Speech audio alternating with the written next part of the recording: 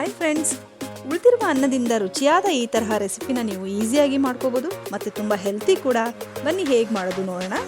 ನಾನು ಉಳಿದಿರುವ ಅನ್ನವನ್ನು ಒಂದು ಕಡಾಯಿಗೆ ಹಾಕೋತಾ ಇದ್ದೀನಿ. ಅದಕ್ಕೆ ನೀವು 1 ಕಪ್ಪಷ್ಟು ನೀರು ಹಾಕ್ಕೊಂಡು ಅದನ್ನು ಚೆನ್ನಾಗಿ ಕುದಿಲಿಕ್ಕೆ ಇಡಬೇಕು. ಅದನ್ನು ಈ ಥರ ಚಮಚದಲ್ಲಿ ನೀವು ನೀಟಾಗಿ ಅದನ್ನು ಪ್ರೆಸ್ ಮಾಡ್ಕೋಬೇಕು. ಇದು ಒನ್ಸ್ ಬಾಯ್ಲ್ ಆಗೋಕ್ಕೆ ಶುರುವಾದಮೇಲೆ ಅದಕ್ಕೆ ನಾನಿಲ್ಲಿ 1/4 ಕಪ್ಪಷ್ಟು ಬೆಲ್ಲದ ಪುಡಿಯನ್ನು ಹಾಕ್ತಾ ಇದ್ದೇನೆ. ನಿಮಗೆ ರುಚಿಗೆ ಎಷ್ಟು ಬೇಕು ಅಷ್ಟು ನೀವು ಆ್ಯಡ್ ಮಾಡ್ಕೋಬೋದು ಬೆಲ್ಲವನ್ನು. ಹಾಗೆ ಜೊತೆಗೆ ಸ್ವಲ್ಪ ಏಲಕ್ಕಿ ಪುಡಿ ಹಾಕಿ ಚೆನ್ನಾಗಿ ತಿರ್ಸ್ಕೊಳ್ಳಿ. ಇದು ಬೆಲ್ಲ ಮತ್ತು ರೈಸು ತುಂಬ ಚೆನ್ನಾಗಿ ಹೊಂದ್ಕೋಬೇಕು. ಆ ಥರ ಸ್ವಲ್ಪ ಪ್ರೆಸ್ ಮಾಡಿ ಈ ಥರ ಮಾಡಿಬಿಟ್ಟು ಬಾಯ್ಲ್ ಮಾಡೋಕ್ಕೆ ಹಾಗೆ ಇಡಿ. ಇದು ಚೆನ್ನಾಗಿ ಕುದೀತಾ ಇರಲಿ.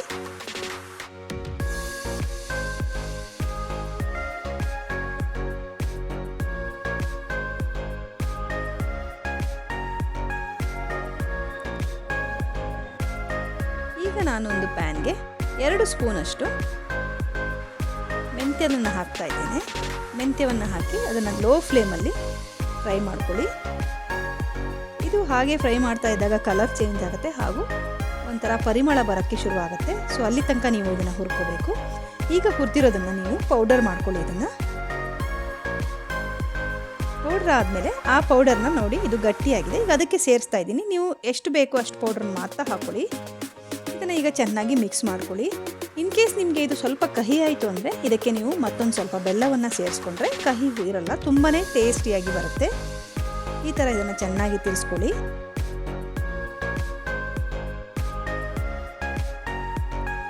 ಇದಕ್ಕೆ ನಾನು 1 ಕಪ್ಪಷ್ಟು ಹಾಲನ್ನು ಸೇರಿಸ್ಕೊತಾ ಇದ್ದೀನಿ.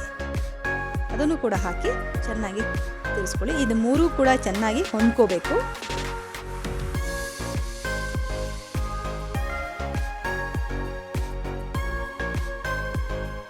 ತಿನ್ನೋಕ್ಕೆ ತುಂಬಾ ಚೆನ್ನಾಗಿರುತ್ತೆ. ಇದಕ್ಕೆ ನಾವು ಮೆಂತ್ಯ ಹುಗ್ಗಿ ಅಂತ ಕರಿತೀವಿ, ಇಲ್ಲ ಹುಗ್ಗಿ ಅನ್ನ ಅಂತೀವಿ, ಇಲ್ಲ ಮೆಂತ್ಯ ಅನ್ನ ಅಂತೀವಿ. ತುಂಬಾ ಚೆನ್ನಾಗಿರುತ್ತೆ ಇದನ್ನು. ಈಗ ನಾನು ಒಂದು 2 ಸ್ಪೂನಷ್ಟು ತುಪ್ಪನ ಸೇರಿಸ್ಕೊಂಡು ಅದಕ್ಕೆ ನಿಮಗೆ ಯಾವ್ಯಾವುದು ಡ್ರೈ ಫ್ರೂಟ್ಸ್ ಬೇಕೋ ಅದನ್ನು ಹಾಕಿ ಫ್ರೈ ಮಾಡ್ಕೊಳ್ಳಿ. ಇಲ್ಲಿ ನಾನು ಕ್ಯಾಶ್ಯೂ ಮತ್ತು ದ್ರಾಕ್ಷಿಯನ್ನು, ಒಣ ದ್ರಾಕ್ಷಿಯನ್ನು ಹಾಕಿ ಫ್ರೈ ಮಾಡಿ ಅದಕ್ಕೆ ಸೇರಿಸ್ಕೊತಾ ಇದ್ದೀನಿ. ಇದನ್ನು ನೀವು ಮಿಕ್ಸ್ ಮಾಡಿಕೊಂಡು ಚೆನ್ನಾಗಿ ತುಪ್ಪನ ಅದ್ರ ಜೊತೆಗೆ ಇಷ್ಟ ಆದರೆ ಸಾಕು. ಈಗ ಇದು ರೆಡಿಯಾಗಿದೆ. ಇದನ್ನು ನಾನು ಒಂದು ತಟ್ಟೆಗೆ ಹಾಕೋತಾ ಇದ್ದೀನಿ. ಇಲ್ಲಿ ನನ್ನ ಚಿಕ್ಕದೊಂದು ಬಾಕ್ಸ್ ತೊಗೊಂಡು ಹಾಕೋತಾ ಇದ್ದೀನಿ. ತುಪ್ಪ ಹಾಕಿ ಸವರ್ಕೊಂಡು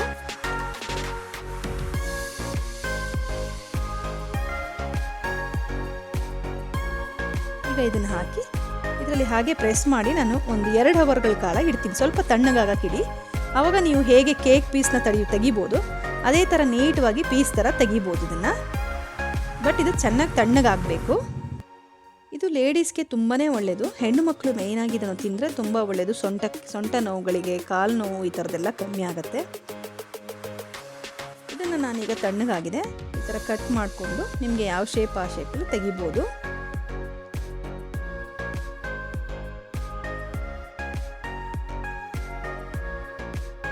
ಆರಾಮಾಗಿ ಬರುತ್ತೆ.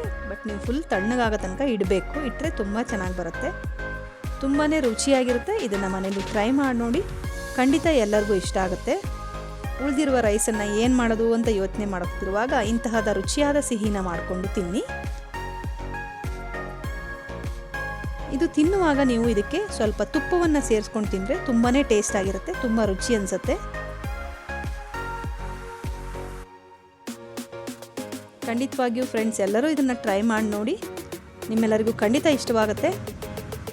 ನನ್ನ ಈ ವಿಡಿಯೋ ನಿಮಗೆ ಲೈಕ್ ಆದರೆ ನನ್ನ ವಿಡಿಯೋನ ಲೈಕ್ ಮಾಡಿ ಹಾಗೂ ನಿಮ್ಮ ಫ್ರೆಂಡ್ಸ್ಗಳಿಗೂ ಶೇರ್ ಮಾಡಿ. ನನ್ನ ಚಾನಲ್ನ ಸಬ್ಸ್ಕ್ರೈಬ್ ಮಾಡ್ಕೊಂಡಿಲ್ಲ ಅಂದರೆ ನನ್ನ ಚಾನಲ್ನ ಸಬ್ಸ್ಕ್ರೈಬ್ ಮಾಡ್ಕೊಳ್ಳಿ.